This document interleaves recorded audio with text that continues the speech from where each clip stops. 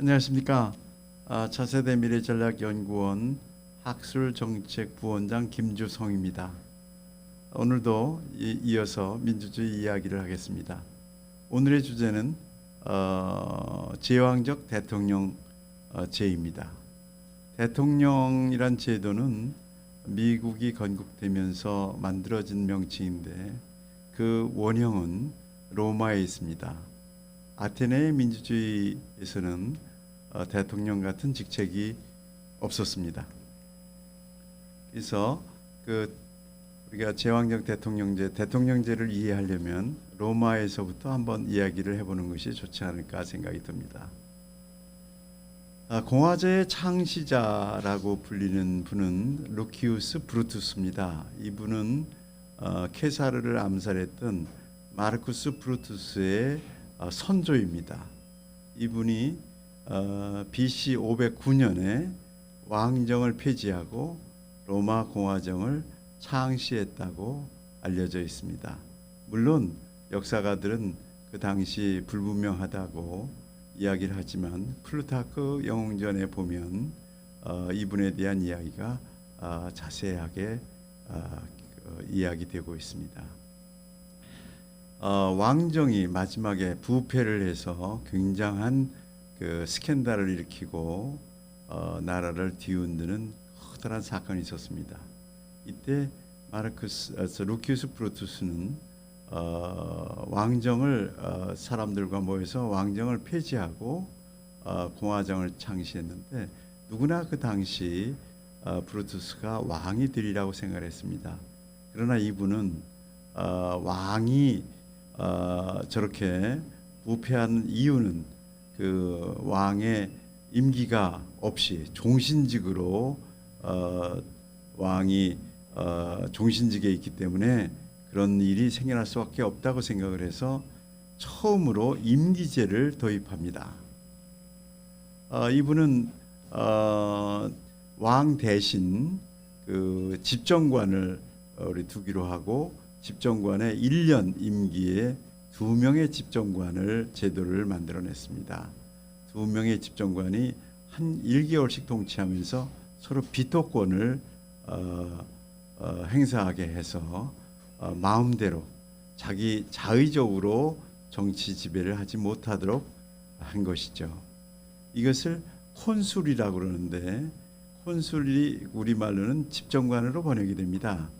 이 콘술의 어원은 함께 쟁기를 가는 사람이라고 해서 정말 우리한테는 신기한 제도죠. 그 왕은 유일하게 한 명인데 그 최고의 권력자는 한 명이어야 되는데 2명을 두고 서로 견제하게 만드는 집정관 제도를 창출한 셈이죠. 이 이유는 왕의 권한을 분할하고 종신제가 갖고 있는 면책권을 박탈한 것입니다. 왕의 권한을 둘이 분할해서 서로가 견제하게 만들고 그 다음에 그 1년마다 임기를 두면서 1년 뒤에 그 책임을 다하고 그 임기가 끝나면 그 사람의 행적에 대해서 국민들이 심판을 할 수 있게 해서 권력을 행사할 때 국민의 그 책임을 다하도록 노력하게 만들었던 제도입니다. 이게 대통령제의 원형이라고 볼 수 있습니다. 로마는 이런 공화제를 물론 전에 말씀드렸듯이 로마는 공화주의 국가 아니었습니까? 공화주의 국가라는 것은 권력을 분립시켜서 서로 견제와 균형을 이루어지게 하는 제도였던 거고 그게 로마에서 탄생했으며 거기에는 왕을 대신한 집정관 또는 이제 귀족을 대신한 원로원 그렇게 하고 그 모든 국민을 대표하는 민회 이렇게 세 기관이 서로 권력을 분립시켜서 견제와 균형을 이루게 했던 것이죠. 로마는 500년 동안 공화국을 유지하면서 자그마한 도시에서 시작된 로마가 이탈리아 반도 전체를 지배하고 나중에는 지중해 전체를 지배하는 세계 대제국이 됐던 그런 위대한 전통을 갖고 있습니다. 이 로마의 제도가 이제 현대 정치 제도로 이제 그 재번역이 되면서 미국에서는 건국을 할 때 그 대통령이라는 새로운 직책을 만들어냈죠. 그때 이제 로마를 본따서 대통령과 의회 그렇게 하고 법원의 3권을 분립시키고 서로 견제와 균형을 이루는 체제로 만들어낸 것이 미국의 새로운 정치 제도였고, 이것은 로마를 본따서 만들었던 제도였기 때문에 당시에는 미국은 스스로를 공화국이라고 불렀습니다. 그때 맨 처음에 프레지던트라고 해서 조지 워싱턴이 취임을 했는데, 프레지던트라는 뜻은 저 회의에서 바로 맨 앞자리에 앉아서 회의를 주재했다라는 뜻으로 맨 앞자리에 앉은 사람이라는 뜻을 갖고 있습니다. 1789년에 4월 30일 뉴욕에서 워싱턴이 취임하는 장면이 옆에 있습니다. 이때 성경을 놓고 헌법을 수호하겠다는 선서를 하는 최초의 대통령 선서 장면입니다. 당시에 임기는 4년으로 했고 당시만 해도 연임제가 제한이 없었습니다. 그러나 워싱턴은 2번 연임한 이후에 스스로 사임하고 평면으로 돌아갔습니다. 그게 전통이 돼서 2번 연임하는 것이 대통령제의 기본 전통이 됐는데 2차 대전 중에 루즈벨트 대통령이 4번 연임을 하죠. 4연임을 합니다. 헌법에 제한이 없으니까 할 수 있지 않냐 해서 4연임을 했는데, 그 문제를 미국에서는 루즈벨트가 사망하고 난 뒤에 금방 헌법 수정 헌법으로 2연임 이상 할 수 없게 제한을 해서 지금은 어느 나라든지 대통령제에서는 2연임을 기준으로 삼고 있습니다. 우리나라는 그와 좀 다르죠. 우리는 제5공화국이 1987년 이후에 헌법이 재개정돼서 1988년서부터 제5공화국 헌법이 시행되고 대통령이 취임합니다. 우리는 5년 단임제로 했습니다. 87년 이후에 많은 정치 세력들이 서로 대통령을 하겠다는 인물들도 많고 해서 5년 단임제로 했고, 연임을 하게 됐을 때 잘못하면 장기 집권 체제로 간다는 그런 두려움 때문에 5년 단임제를 지금까지 지속해 오고 있습니다. 대통령들이 많이 보이실 텐데, 맨 처음에 5공화국 처음 대통령이 노태우 대통령, 그 뒤에 김영삼 대통령, 김대중 대통령, 노무현 대통령, 이명박 대통령, 박근혜 대통령, 지금 현재 문재인 대통령이 임기를 거의 마쳐가고 있습니다. 이제 내년이면 어느 대통령을 우리가 뽑을 것인가 많은 생각을 해야 되고, 이 우리의 제5공화국의 헌법을 과연 수호할 수 있는 대통령을 뽑을 수 있느냐라는 부분들이 이제 우리의 가장 큰 문제죠.